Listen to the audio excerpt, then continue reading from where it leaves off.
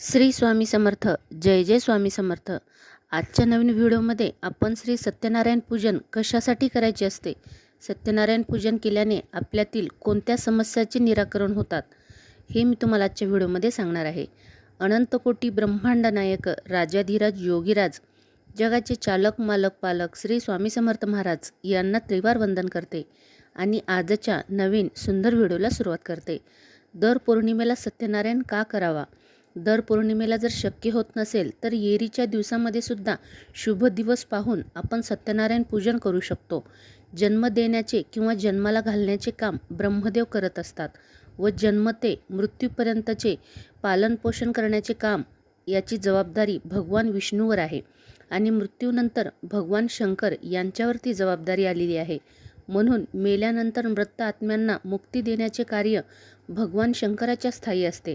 आपण दर महिन्याला सत्यनारायण पूजन करायचे आहे. दर महिन्याला जर जमले नाही तर आपण कुठल्याही शुभ दिनी सत्यनारायण पूजन करू शकतो. आपल्या घरामध्ये अन्न पुरेसे न पडणे, आर्थिक अडचणी येणे, अन्न चविष्ट न लागणे, अन्न खाऊन तृप्ती न होणे, महिनाभर पुरणारे धान्य महिन्यानं संपताच संपणे, तेल लवकर संपणे, घरात पैसा नको असलेल्या ठिकाणी खर्च होणे, पैसा घरात आला म्हणजे त्याला अनेक प्रकारच्या वाईट वाटा फुटून कुठल्याही अनाठायी खर्चाला सामोरं जावं लागणे, वरील सर्व बाबींचे कारण म्हणजे आपल्या घरातील अडचणी, घरातील नकारात्मकता, घरातील निगेटिव्ह एनर्जी या सगळ्यामुळं आपल्या घरामध्ये बरकत होत नसते. म्हणून या सगळ्यांवर एकच रामबाण उपाय आहे, म्हणजे आपल्या घरामध्ये सत्यनारायण पूजन होणे गरजेचं आहे. महिन्यातल्या प्रत्येक पौर्णिमेला तुम्ही सत्यनारायण पूजन करू शकता. जर त्या दिवशी तुम्हाला मासिक धर्माची अडचण आली किंवा काही आली तर घरातील कुटुंबातील कोणत्याही व्यक्तीच्या हस्ते तुम्ही सत्यनारायण पूजन करू शकता. एक महिनाभर तुम्हाला वर्षभर तुम्हाला सत्यनारायण पूजन करायचं आहे. वर्षभरामध्ये 12 महिन्यामध्ये प्रत्येक महिन्यात एक पौर्णिमा येत असते. असं तुम्ही संकल्प करून वर्षभरात येणाऱ्या 12 पौर्णिमेला सत्यनारायण पूजन करायचे आहे. संक्रांतीच्या दिवशीसुद्धा सत्यनारायण पूजन करणे खूप फलदायी आहे. त्यामुळं तुम्ही त्या दिवशीसुद्धा सत्यनारायण पूजन करायचे आहे. चला तर मग आपण आता आजच्या व्हिडिओमध्ये सत्यनारायण पूजनाची माहिती तर घेतलीच आहे, तर आपण आता सत्यनारायण पूजेचा पहिल्या अध्यायामध्ये कोणती कहाणी सांगितली आहे ती ऐकणार आहोत. सत्यनारायणाची व्रतकथा पाहणार आहोत. अध्याय पहिला. श्री गणेशाय नमः. नैमिषारण्यात राहणाऱ्या शौनकानादी ऋषींनी एकदा पुराण सांगणाऱ्या सुतांना विचारले की, हे मुनिश्रेष्ठा, कोणत्या व्रताने किंवा तपाने मनुष्याच्या सर्व इच्छा पूर्ण होतात? असे कोणते व्रत आहे हे मला तू सांग. ते ऐकण्याची मला खूप इच्छा आहे. तुम्ही कृपा करून मला ते सांगावे. यावर सूत म्हणाले, मुनींनो, नारदांनी हा प्रश्न लक्ष्मीपती भगवान विष्णूला विचारला आणि विष्णूने नारदांना उत्तर दिले. मी तुम्हाला कथा सांगतो, ते ऐका. लोकावर दया करावी या हेतूने श्रेष्ठ योगी नारद मुनी अनेक लोकात फिरत फिरत एकदा मनुष्य लोकात आले. तेव्हा सर्व लोक आपापल्या पूर्वसंचितानुसार अनेक प्रकारच्या योनीत जन्म घेऊन कर्मानुसार अनेक प्रकारची दुःख भोगीत होते. ते पाहून त्यांचे दुःख नाहीसे करण्याचे काय साधन आहे याचा विचार करीत नारद विष्णू लोकात गेले. तेथे चतुर्भुज, शंख, चक्र, गदा, पद्म धारण करणाऱ्या, अपाद वनमाला घातलेल्या व गौरवांच्या भगवान नारायणास पाहून नारदांनी त्यांची स्तुती करण्यास आरंभ केला. आणि नारद त्यांना म्हणाले, जो कोणी मनुष्य आणि मन यांना अगोचर अनंत शक्तिमान आदी मध्य अंत पाहून वेगळा निर्गुणी असा सर्व गुणांचे ठायी व्याप्त असलेला, जगात जे जे काही दिसते त्या सर्वांच्या अगोदरचा, भक्तीची दुःखे नाश करणाऱ्या, हे नारायणा, तुला माझा नमस्कार असो.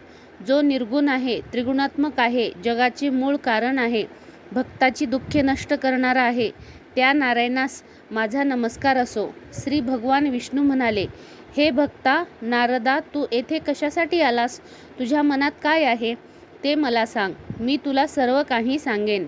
नारद म्हणाले, मृत्यू लोकात सर्वजण आपापल्या पापकर्माप्रमाणे अनेक योनीत जन्म घेऊन दुःख भोगीत असतात. आपण माझ्यावर कृपा करत असाल तर ही दुःखे नाहीसे होण्याचा सोपा मार्ग मला सांगा. माझी खूप ऐकण्याची इच्छा आहे. श्री भगवान म्हणाले, लोकोपकाराच्या हेतूने तू मला हा चांगला प्रश्न विचारला आहेस. ज्याच्या आचरणाने मोहजालापासून मुक्तता होते असा उपाय मी तुला सांगतो, ते तू लक्षपूर्वक ऐक. हे अत्यंत पुण्यकारक असे व्रत आहे. स्वर्ग मृत्यू लोकात आजपर्यंत ते कोणालाही माहीत नव्हते. तुझ्यावरील माझ्या प्रेमामुळे हे बालका तुझ्याजवळ मी आज प्रकट करीत आहे. या व्रताला सत्यनारायण व्रत असे म्हणतात. हे सत्यनारायणाचे व्रत विधीपूर्वक आचरले असता इहलोकी सुख मिळते व पुरलोकी मोक्षाची प्राप्ती होते. भगवंताचे हे बोलणे ऐकून नारद मुनी म्हणाले, या व्रताचे फल काय आहे, विधी कसा करायचा, केव्हा करायचा व ते पूर्वी कोणी केले आहे, हे मला सर्व विस्तारपूर्वक सांग. यावर भगवान म्हणाले, या व्रताने दुःख शोकादी नाहीसे होऊन धनधान्याची समृद्धी होते. सौभाग्य संतती सर्व कार्यात विजय प्राप्त होतो. हे व्रत कोणत्याही दिवशी श्रद्धा आणि भक्तीने करावे. ब्राह्मण व बांधव यासह धर्मावर निष्ठा ठेवून सूर्य अस्तमानाचे वेळी सत्यनारायणाची पूजा करावी.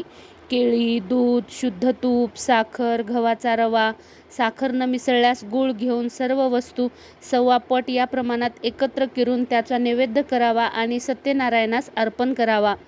गव्हाचा रवा न मिळाल्यास तांदूळाचा रवा करावा. साखर न मिळाल्यास गूळ घेऊन त्या सर्व सामग्रीचा एकत्र प्रसाद करावा.